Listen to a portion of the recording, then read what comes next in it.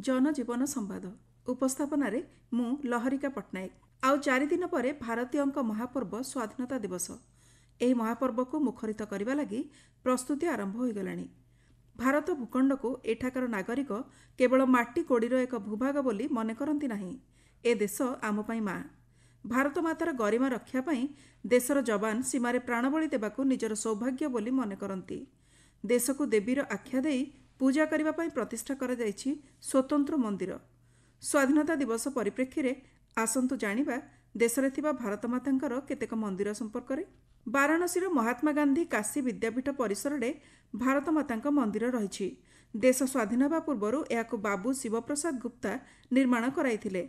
1918 मसीहार निर्माण कार्य आरंभ होई 1924 मसीह शेष होइतिला। 1936 मसीहा अक्टोबर 25 तारिख में महात्मा गांधी यह मंदिर को उद्घाटन करथिले। मंदिर रे अखंड भारतर मानचित्र मार्बल पत्थर रे निर्मित होइछि। आफगानिस्तान रू नहीं बेलुचिस्तान, पाकिस्तान ठारू बांग्लादेश, म्यांमार एवं श्रीलंका आदि एथिरे प्रदर्शित होइछि। एही मानचित्र रे पहाड़, समुद्र, ह्रद सहित प्राय 800 छोट एवं अन्य बड़ नदी मध्य आकार अनुसार देखिबाकू मिले। मंदिर द्वारदेश बड़ बड़ अक्षर रे जातीय गीत उल्लेख करा जायछि। वर्षकु 2 थर स्वाधीनता दिवस एवं साधारणतंत्र दिवस रे एही मंदिर को विशेष भावे सुसज्जित करा जायथाय। धार्मिक स्थली हरिद्वार ठारे मध्य भारत मातांकर एक मंदिर रहिछि।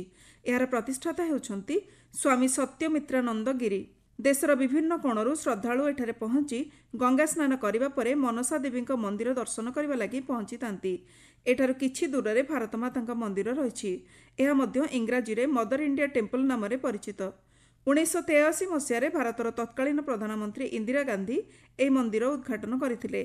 8 महला विशिष्ट एही मंदिरर प्रत्येक महला देशभक्त एवं स्वाधीनता संग्रामी को समर्पित। 180 फुट उच्चता विशिष्ट एही मंदिर रे चलाचल लगी लिफ्टर व्यवस्था रही। प्रथम महलार भारत माता प्रतिमा रही बेले द्वितीय महलार भगत सिंह, सुभाष बोस प्रमुखों प्रतिमा रखाଯାଇଛି। यह सूर मंदिर नाम परिचित। तृतीय महला मातृ मंदिर देशर नारी शक्ति को उत्सर्गित। एठारे मीराबाई समेत झांसी राणी लक्ष्मीबाई एवं देशर आहुरी केतेजण महिषी महिला प्रतिमा रही। चतुर्थ महला सन्थ मंदिर मध्य गौतम बुद्ध, सन्थ कबीर, तुलसीदास परी महापुरुषों प्रतिमा सहित पंचम महलार भारतर विभिन्न धर्म और बहु अनन्य कलाकृति को स्थान दि जायछि। षष्ठ महलार माँ दुर्गा, पार्वती, सरस्वती रूप में शक्ति पूजित हेउथिबा बेले सप्तम महलार भगवान विष्णु एवं दशावतार और अष्टम महलार भगवान महादेव को पूजा करा जाउछि। मंदिर नगरी उज्जैन ठारे मध्य भारत माता को समर्पित मंदिर रही।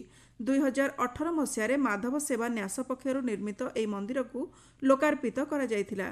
भारतर प्रत्येक नागरिक मनरे मातृभूमि प्रति श्रद्धा और निष्ठार भाव अक्षुण्ण रखिबा एहार उद्देश्य बोली मंदिर कर्तृपक्ष कहिसंती। मंदिरर उच्चता 101 फुट होइथिबा बेले भारत माता प्रतिमा आस्थान सहित 16 फुट उच्च रही। 3 महला विशिष्ट एही मंदिरर प्रथम महलार ध्यान और योग केन्द्र तथा पाठागार करा जायथिबा बेले द्वितीय महलार 120 जन लोक बसी परिबा भली प्रेक्षालय तथा डॉक्यूमेंटरी थिएटर निर्मित होइछि। तृतीय महलार भारत माता मार्बल निर्मित प्रतिमा सुशोभित एवं चतुपार्श्वरे कांथरे नवदुर्गा प्रतिमा रही। महाकाल मंदिर निकटरे निर्मित एही मंदिर रे 5टी द्वार निर्माण करा जाई काच लगा जायछि, जहाद्वारा भारत माता प्रतिमा सबु दिगरु देखा जाई पारिबो। महाराष्ट्र छत्रपति संभाजीनगर ठारू प्राय 17 किलोमीटर दूर रे 600 फुट उच्च पहाड़ उपर अवस्थित देवगिरी दुर्ग। एहा उपरे प्राय 20 फुट लंबा भारतर द्वितीय बड़ तोप रखा जायछि, जार ना दुर्गा तोप।